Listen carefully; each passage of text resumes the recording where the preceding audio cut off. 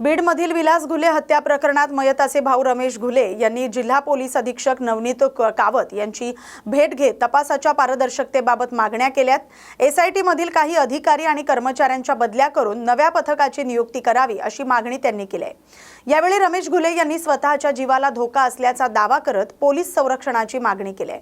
तसंच उमेश माने यांनी देखील घटनाक्रम सांगत तपास अधिक वेगाने आणि निष्पक्षपणे करण्याची मागणी केली आहे।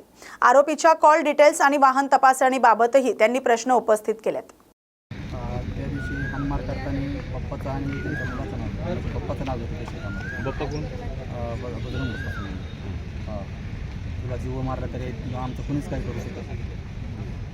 आणि ते आमचे पाहुणे असं म्हणतो। आणि पुढे काय झालं?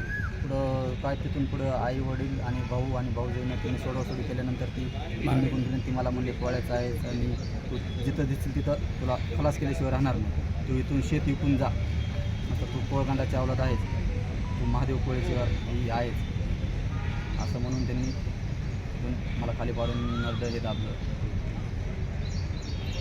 काय काय चर्चा करत होते आरोपी?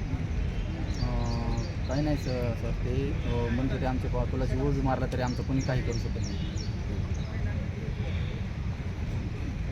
त्यांना पाठराखण आहे का कोणाची?